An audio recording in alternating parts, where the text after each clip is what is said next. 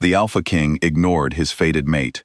Once, his wolf never forgave him for that single cruel choice.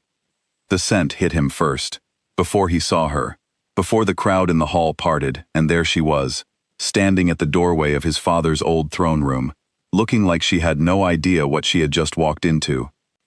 Cedarwood, rain, and something underneath both of those smells that made his wolf slam against his ribs so hard he almost lost his footing. Mate. Kaelan Voss, the young Alpha King of the Thornwood pack, had heard that word 1,000 times in old stories told by his grandmother. He had never once imagined that his wolf would say it like a wound tearing open. The girl was small, easy to miss if you did not know what you were looking at. Brown hair pulled back too tightly, hands pushed deep into the pockets of a coat that looked 2 sizes too big for her. A human girl, it turned out, who had wandered onto Packland looking for her runaway sister, and instead found a room full of armed shifters arguing about war. His generals were watching him. His father, who had died only 6 months before, still seemed to fill the room like smoke that would not clear. He had left Kaelan a kingdom balanced on the edge of falling apart. A rival pack was moving closer to the border every week. The pack elders whispered about weakness behind his back. The crown on his head still felt like something borrowed from a man twice his size. Not now, Kaelan thought. 2 words. He let them decide everything that came after. He looked at the girl the way he might look at a chair or a table, something in the room that did not need his attention. He told the guards to walk her off Packland immediately. Then he turned back to the map spread across the long table, as if her presence had not just rearranged everything inside his chest. His wolf did not turn back to the map. His wolf watched her leave. She said one thing, before the guards took her out through the big wooden doors. She did not say it to him. She said it mostly to the floor, the way people talk when they are trying hard not to cry in front of strangers. Okay, she said. Just that, as if she had expected exactly this outcome, and hated herself a little for hoping it would be different. Kaelan did not watch her walk away. He made himself look at anything else. That same afternoon, he signed a treaty that should have felt like a victory for his pack. Instead, it felt like chewing on tinfoil, sharp and wrong in his mouth. His wolf did not speak to him for 3 days after that. That was not normal. Wolves did not go silent. They complained, they paced inside your mind, they made themselves known at the base of your skull like a second, ruder heartbeat that never quite stopped. Kaelan's wolf had always been loud, impatient, and far more honest than he ever let himself be. Now there was only a locked door, and behind that locked door, something colder than anger was waiting. He learned her name 11 days later, Mara. She was a graduate student with no pack, no claim on her, and, as far as he could tell, no idea what she had almost stumbled into, or stumbled away from, when the guards had returned her to the human side of the border, like a library book taken back before its time. He told himself none of this mattered. Kings did not get to have soft, inconvenient feelings. Kings had treaties to sign and borders to defend, and a council of elders who had smelled the change in him the moment she left, and who had started asking questions he refused to answer. His wolf began answering for him instead. It happened in small ways at first. He lost a training match against his own beta, something that had not happened since he was 19 years old. His shift, which had always been smooth and effortless, began to catch, like a key sticking in a lock that used to know his hand perfectly. Some mornings he woke to find his own claws pressed into his forearms, with no memory of putting them there. You did this, the wolf seemed to say. Not in words exactly, in the silence that had replaced its constant chatter, in the way it now refused to fully rise to the surface, as if it no longer trusted him to be gentle with the body they shared. I did not have a choice, Kaelan told it, more than once, late at night, when the castle was quiet, and there was no one left to perform strength for. The silence that answered him back was worse than any argument the wolf had ever given him. 7 months passed like that, slowly at first, and then all at once. Kaelan ruled his pack well enough on the outside. He settled disputes, trained his warriors, kept the rival pack at bay through careful words instead of careless war. His people saw a king growing steadier with each season. They did not see the nights he lay awake, listening to a silence inside himself where a constant companion used to live. They did not see him standing at his window some evenings, breathing in deeply, as though he might still catch a trace of cedarwood and rain on a wind that never carried it. He went looking for her 7 months later, not as a king this time, as something smaller, something that had spent 7 months turning over the same 4 words again and again until they wore a groove into him deep enough to fall inside. I made a mistake. He found her in a city that smelled like car exhaust and coffee shops, and underneath all of that, faintly, impossibly, still like rain. She was crossing a street when he saw her, a bag of groceries in one arm, phone pressed to her ear with the other. She looked exactly the same and completely different, the way people do after enough time has passed to change them without erasing them. She saw him across the crosswalk, and her whole body went still in a way that had nothing to do with the traffic light. He crossed the street. He had rehearsed this moment more times than he could count. An apology, an explanation. The crown offered as a reason, though never as an excuse. What came out of his mouth instead was simpler than anything he had planned. "I'm sorry," he said.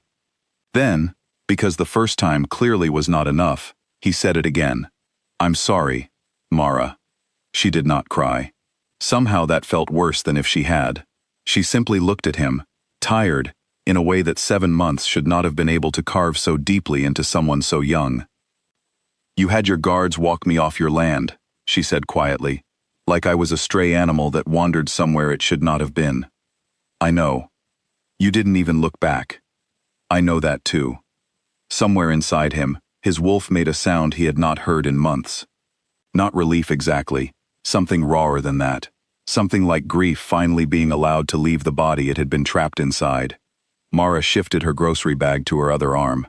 For a moment, Kaelan thought she might simply walk away, and he would have understood completely if she had. Instead, she studied him for a long moment, as if trying to decide whether the man standing in front of her was the same one who had once looked through her like she was made of glass. "Why now?" she finally asked. "It's been 7 months. Why did you wait so long?" Kaelan thought about lying.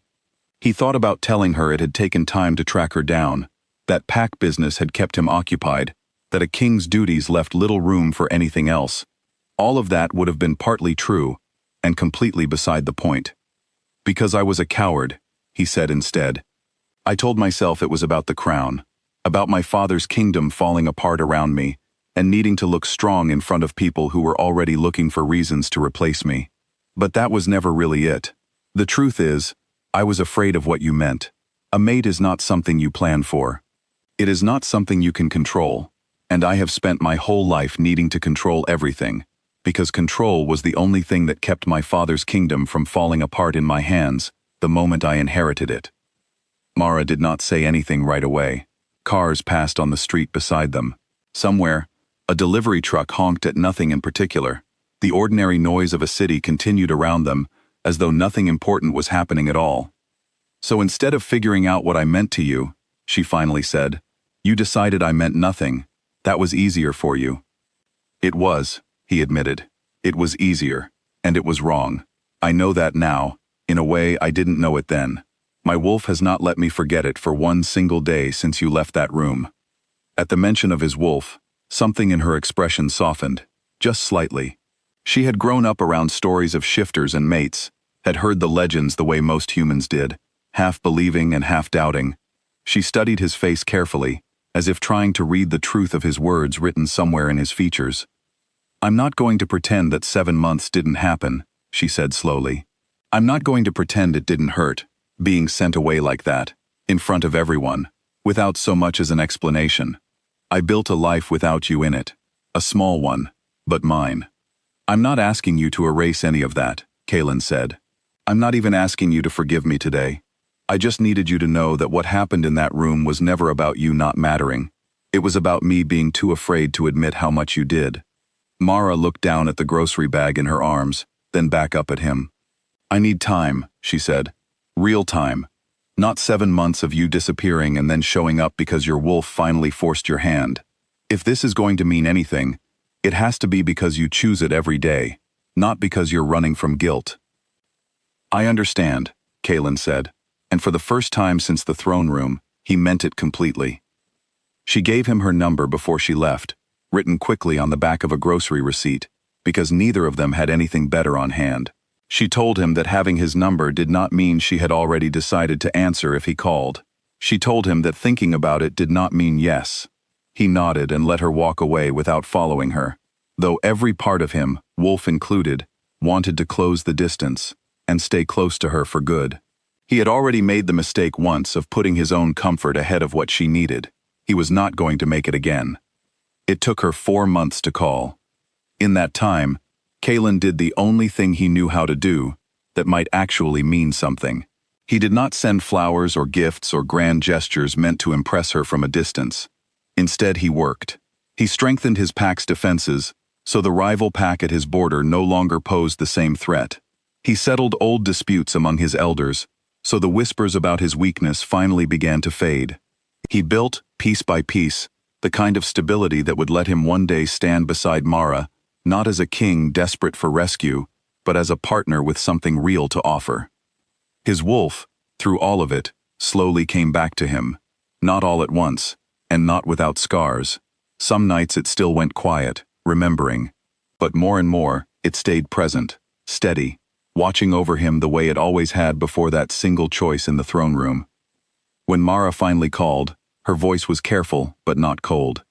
She asked if he would like to get coffee. Nothing more than that. No promises, no declarations. Just coffee, in a small shop near her apartment, on a rainy afternoon that smelled, fittingly, exactly like the day they first met. He arrived early. He waited by the window, watching the street for her, and when she walked through the door, his wolf rose to greet her in a way it had not done in nearly a year.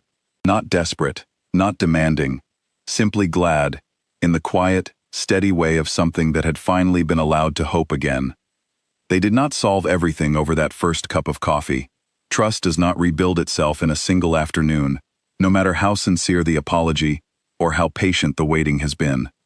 But it was a beginning, a small and careful one, built on honesty instead of fear. Kaelan never forgot the 2 words that had cost him 7 months of silence from the one part of himself that had never once lied to him. Not now. He carried them with him afterward, not as a wound to hide, but as a reminder. Some mistakes he had learned cannot be undone. They can only be answered, patiently and honestly, for as long as it takes to earn back what was almost lost.